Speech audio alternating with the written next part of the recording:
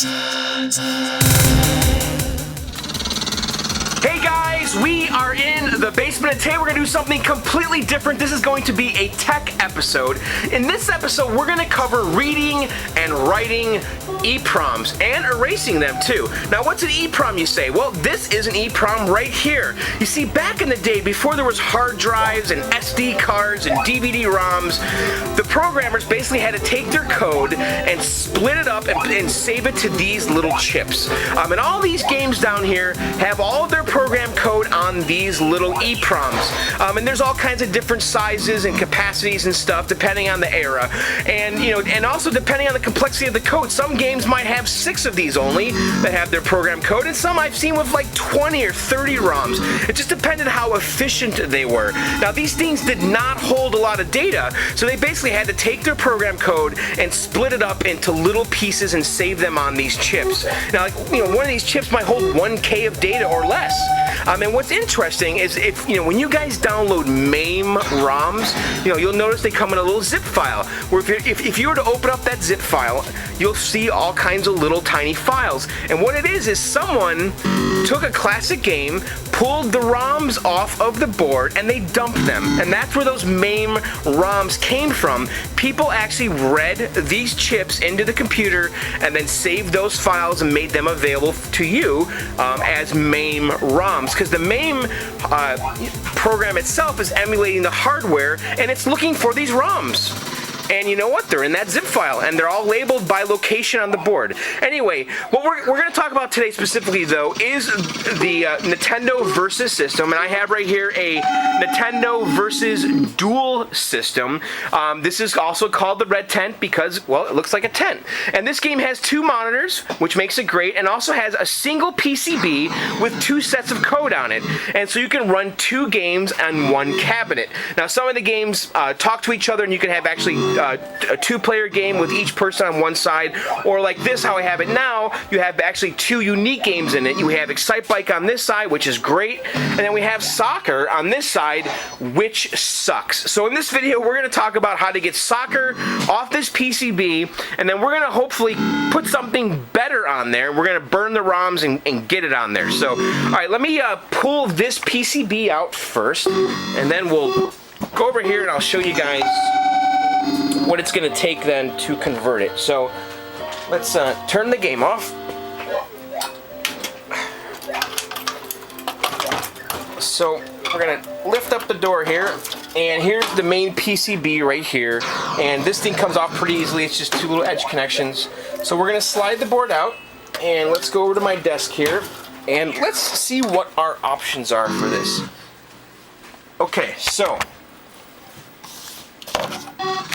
Okay, so here is the PCB.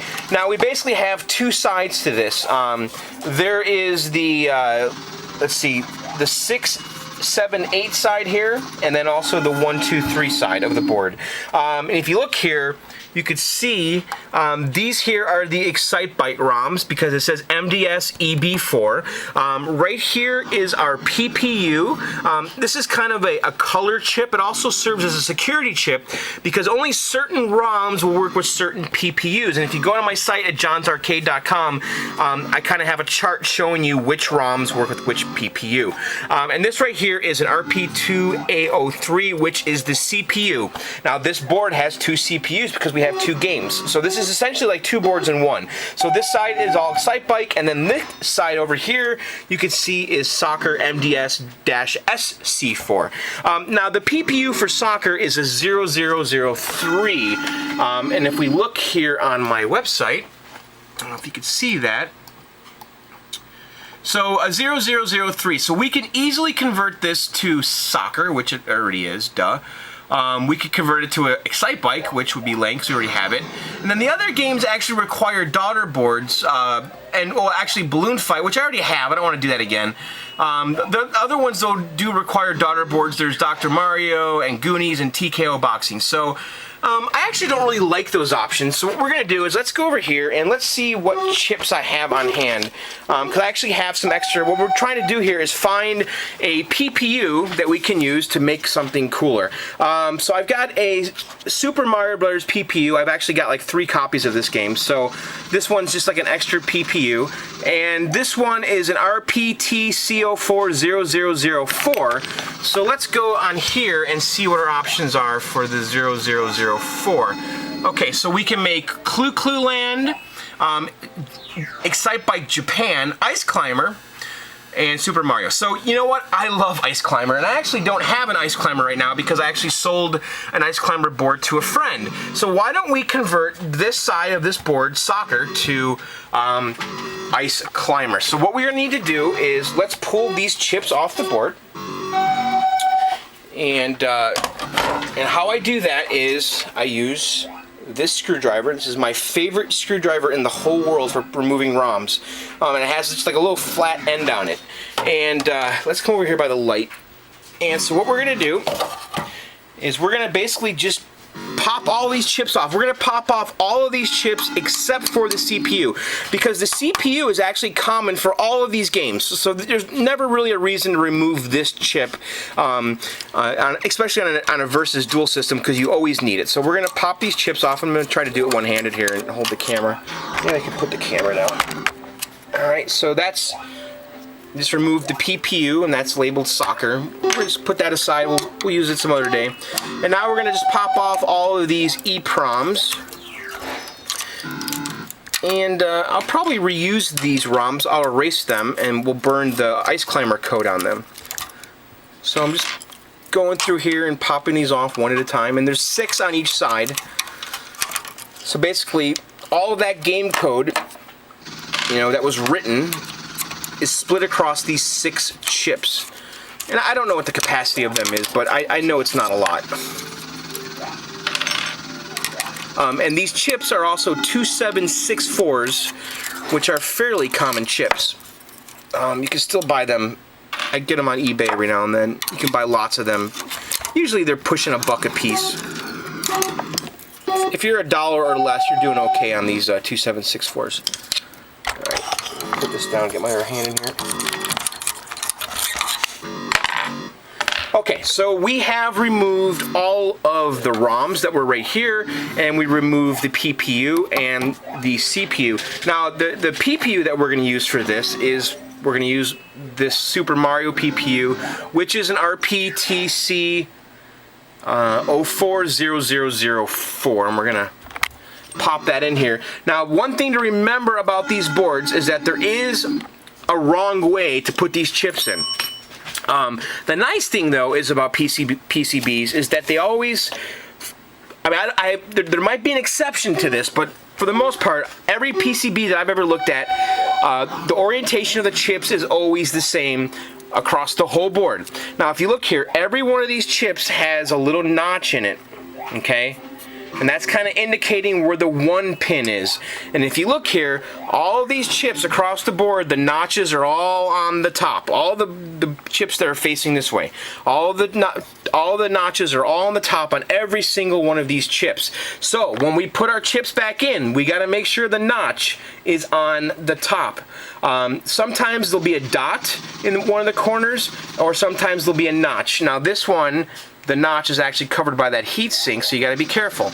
Alright, so, but anyway, so the notch goes up, and when you put them in, you know, you just got to make sure every leg is getting into a socket, and I always inspect it to make sure that a leg's not hanging off the side or something like that.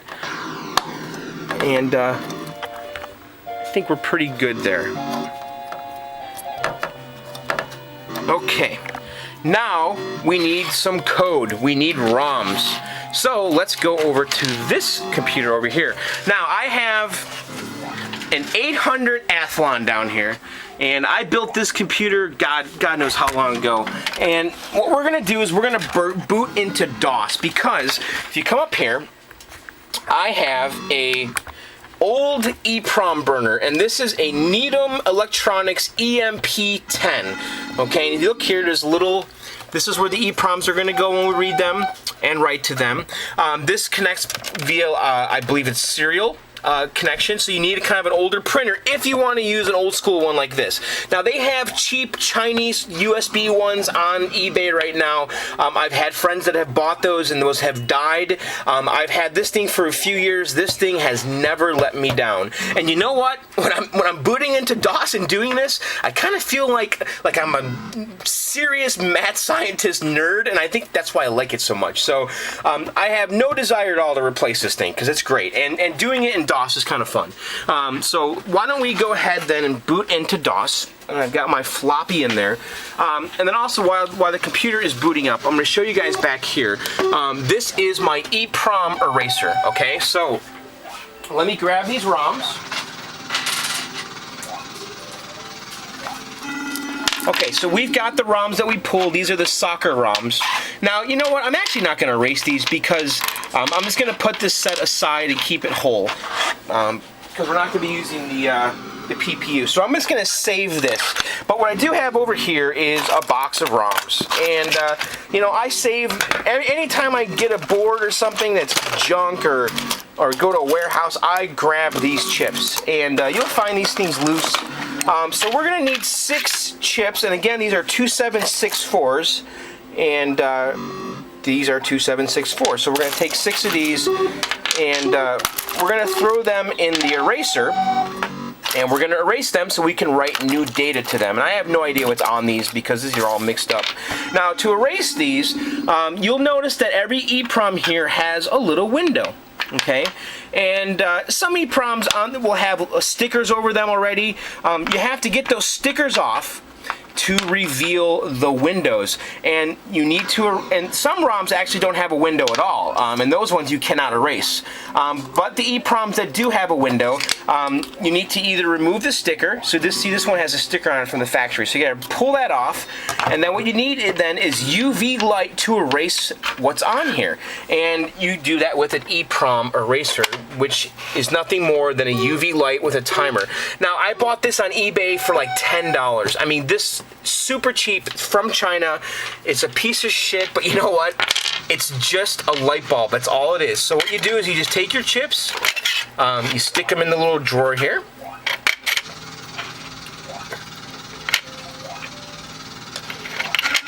And you shut the drawer. Actually, set the timer for I usually do about 10 or 12 minutes. And then you can see, let me turn this light off so you can see now the UV light is on those.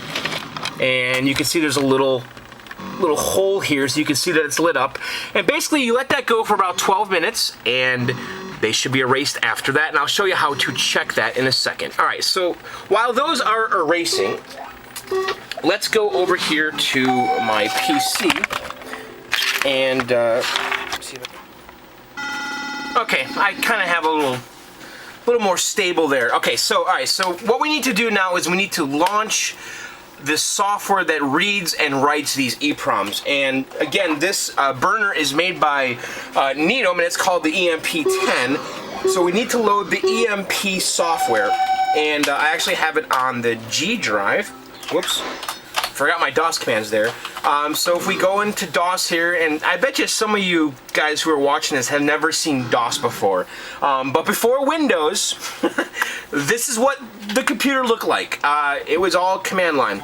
So we've got the EMP software right there. So we're going to go CD, change directories to EMP, and there's all our programs, and we're going to launch EMP-10. Okay, so it says EMP, copyright 98.99. So this software is it's not that old.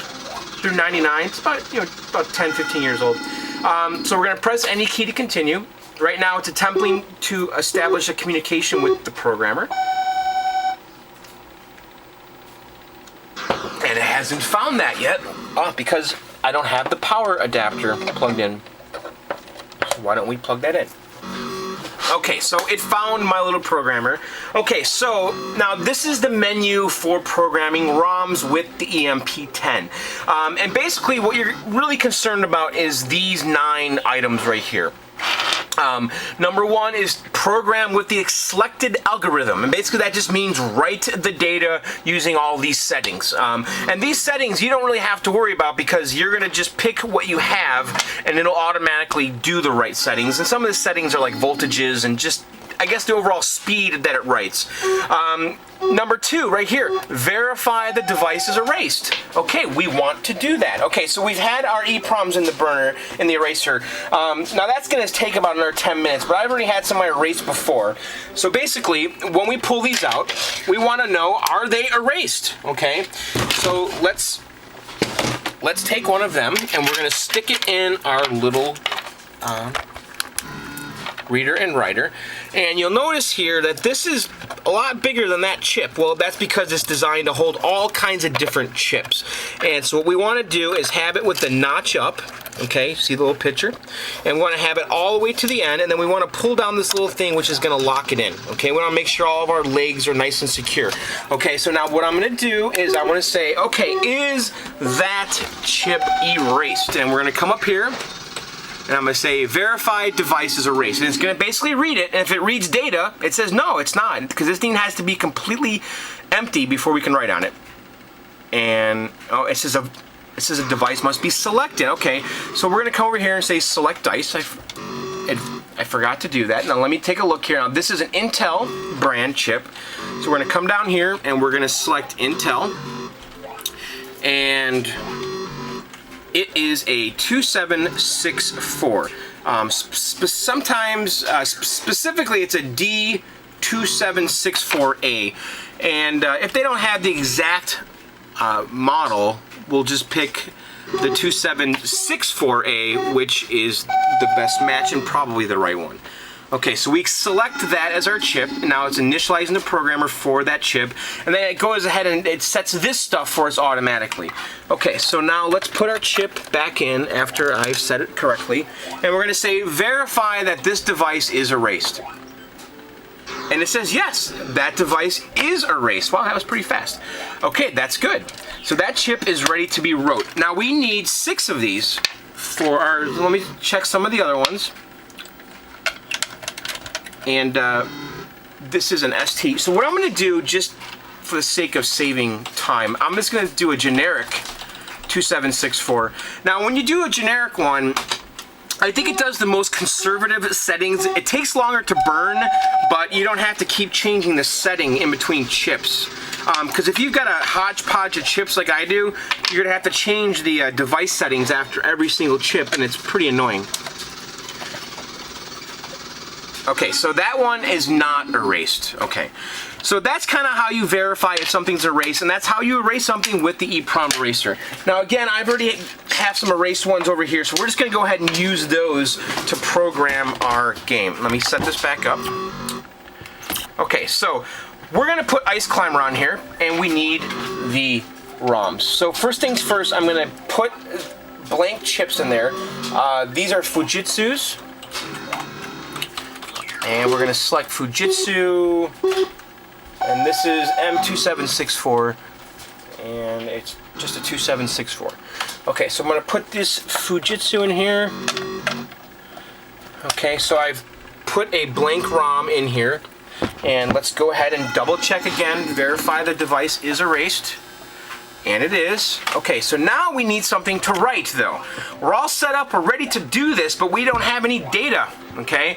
So now there's a shortcut for this, and it's not really obvious at first, because it says here, load file from disk, and you think, well, that's what I'm supposed to be doing. No, you gotta, file name must be specified.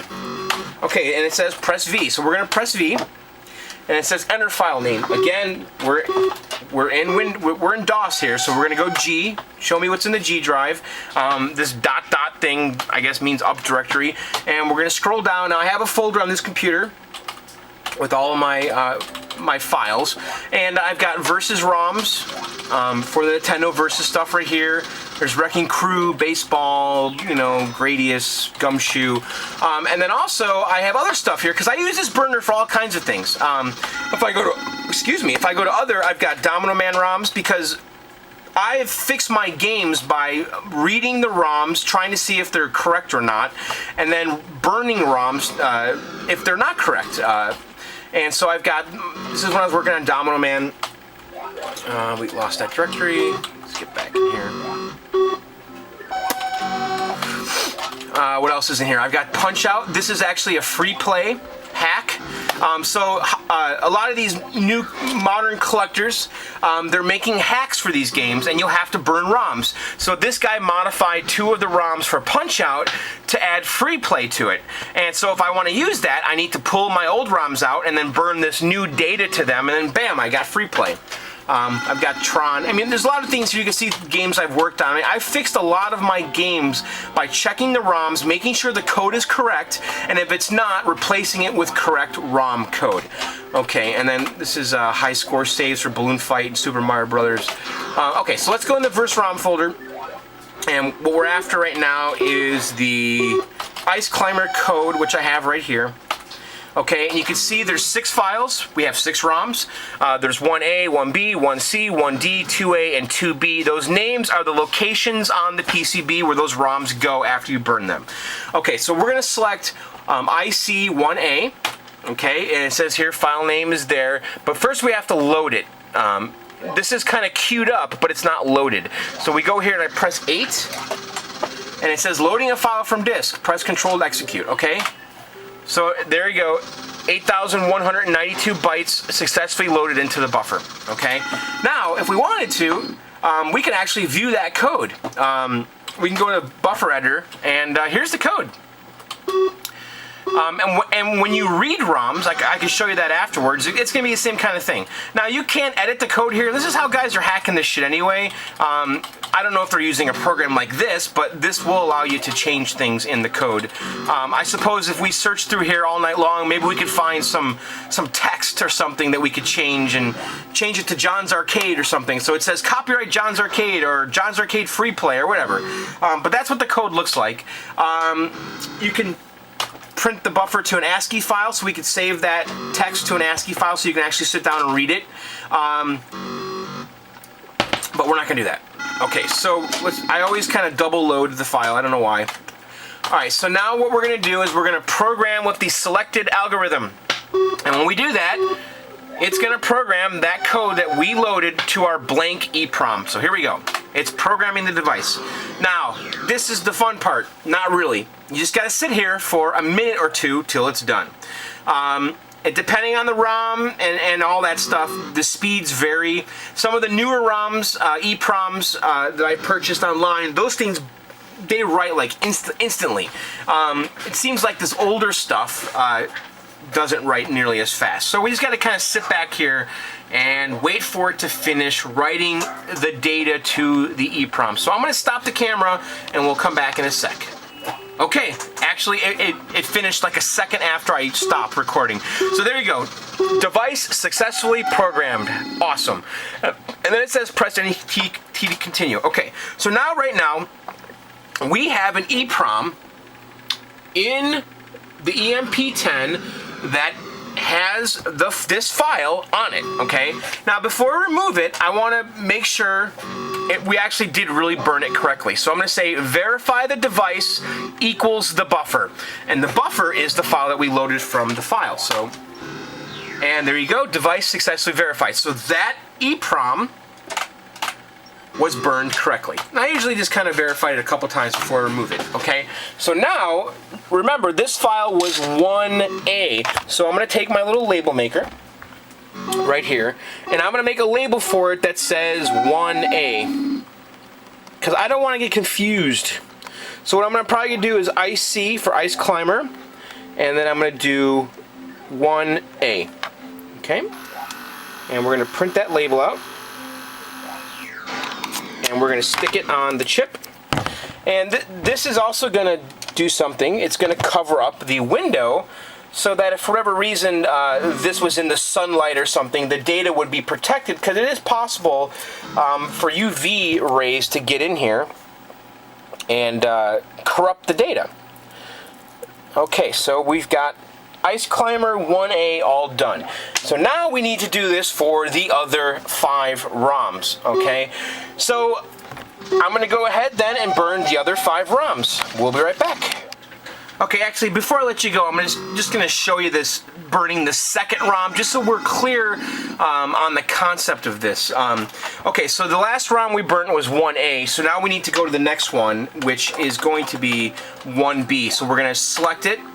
It is queued up, so now we're gonna load it into the buffer, okay?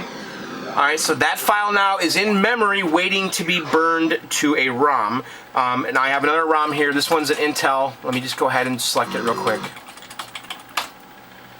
Okay, and this is a 2764A. Okay, so we're going to stick the ROM in our little burner. We're going to verify it's erased, and it is. We have a blank EPROM, and we're going to go ahead and program it. So now what we're doing is see how much faster that one went? Wow, that was wicked fast. And we're going to verify the buffer, and it is. So it just depends on which chip it is. It's very strange. I don't know. I guess if it really knows what chip it is, it gets a little more aggressive with the writing. Honestly, I don't know. It's all magic to me. And we verified it. So we're going to go ahead now and print 1B.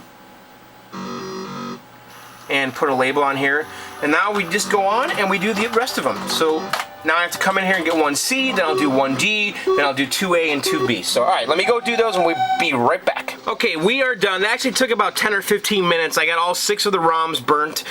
So Ice Climber requires 6 ROMs, 1A, 1B, 1C, 1D, 2A, and 2B. So those are all burnt. So the next step here is to put these on the PCB. But before we do that, I just want to cover a couple more things with the ROM burner and the software. And, you know, why do you need this? This is actually a pretty valuable tool for this hobby.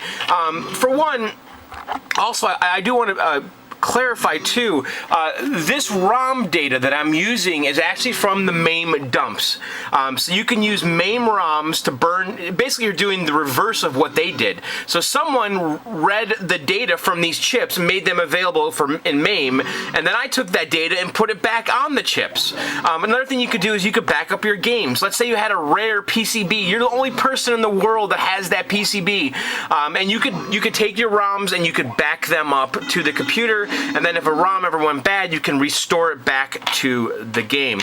And then also, it's great for troubleshooting. It's also great for identifying a board. Let's say I had some mysterious board. There's no labels on it. There's nothing on it. I can actually take a ROM. Let's just say I found this board in a warehouse, right? And I don't know what the hell this is. And there's no markings. There's no numbers. I could actually take the ROM. I could read it into data, and then I could use software. There's software like called ROMIDENT, and I can actually send the ROM dump, what I read, into this software, and it'll try to match it to known ROMs, and it'll say, oh, this is, you know, a Merit dartboard board, you know, a PCB or whatever. You can also use ROMIDENT to figure out if your ROMs are bad, because if it can't find a match from a known, let's say I have a PCB like a Galaga PCB, and the game's acting flaky, I could actually read my ROMs and send that through ROMIDENT, and if it can't find a match, then it means that that ROM is bad, because obviously Galaga is going to be in a database like that. And then what I also do is I compare, I will load up the MAME ROMs into here, and then I'll compare the MAME dump to my chips to see if that's another way to figure out if you have bad chips or not, because I've fixed a couple games that way, where my ROMs, say the game is acting crazy and it's freaking out, and you suspect it's the ROMs, you could pull the ROMs, read the ROM data into the computer, and then compare that to the MAME ROM dump, assuming it's the same version, because that's another thing I look out for, is that they might do software updates on these ROMs, and your ROM version might be an older version than what's in MAME. But it is one way to compare your ROMs using the MAME set, and it's actually pretty handy. Okay, let's move on. So we're going to take our 6 ROMs and we're going to put them on our versus PCB over here. Okay. Now remember, again, we need to observe the fact that these need to go in with the notch on the top. Otherwise, it's not going to work.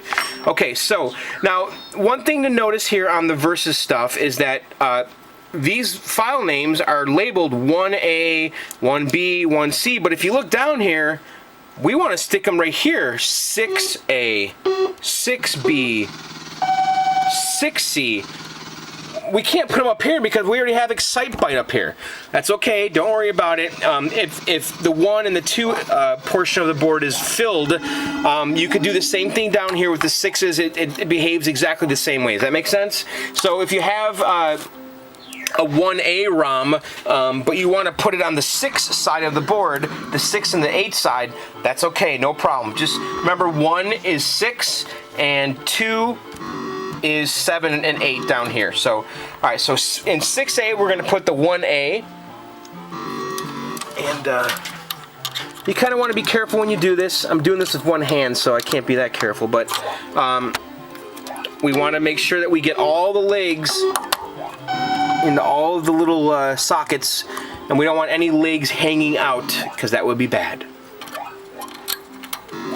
And sometimes if the legs are too spread apart, you can take the whole ROM right here and just kind of bend it down like that, and then you're basically bending all of the legs in at once, not individually. Okay, so that's 1B, and we don't have any legs hanging out, so let's do 1C now. And hopefully we did this right, and the Nintendo gods are with us, and this will just work. Because sometimes it doesn't. You know, it's funny, sometimes these games don't like each other. Maybe Excitebyte isn't going to like Ice Climber on the other side. Or maybe this revision of the board isn't going to like these ROMs. This has happened before. There's a lot of weird, mysterious shit going on with this Versus stuff, and I've yet to figure out all of it. It's a lot of trial and error, so hopefully this just works.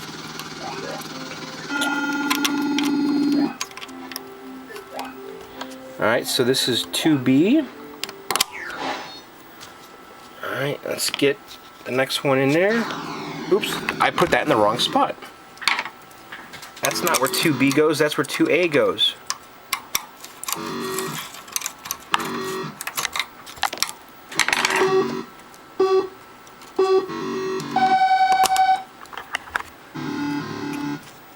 Okay, and here comes 2B.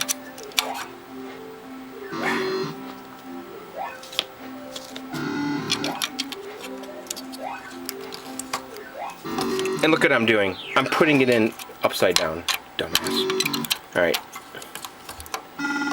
Stay in there.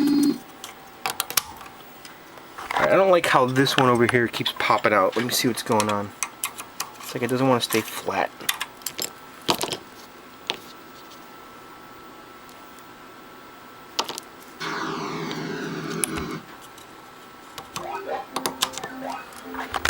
Look at that, it keeps popping out.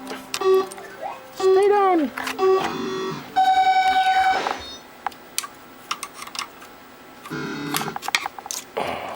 Well, I guess it'll be alright. Okay, so we want to double check our work always.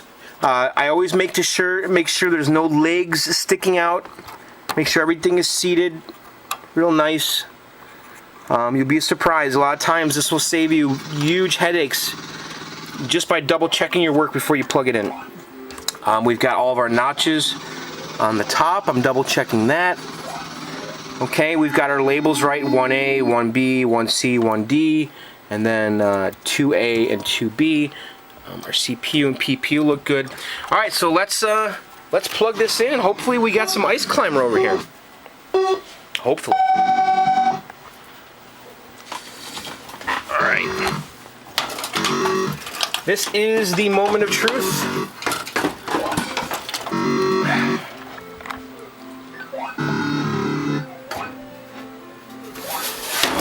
Turn the light on.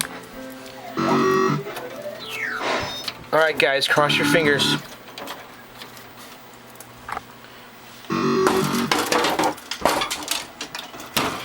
Alright, here goes nothing.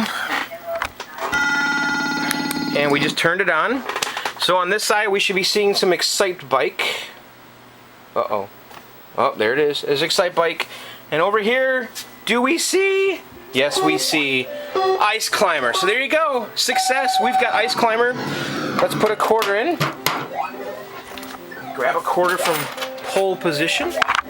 I love Ice Climber. I haven't played this in a while, actually, because I got rid of that board a while ago. And it works. Sweet. Pick a mountain to climb. So there you go. That's how you do it. That's how you convert a game to another game. And, you know, you just need the hardware and, you know, you can get a ROM burner like the EMP-10 on eBay for 50 bucks if you're lucky. But anyway, there you guys have it. Thanks again for subscribing to my channel. I do release new videos every Sunday. Be sure to click subscribe. You'll get a little notice when that happens. And other than that, guys, check out my podcast, Video Game Outsiders, at videogameoutsiders.com. And other than that, we'll see you guys next week. Thanks, and later.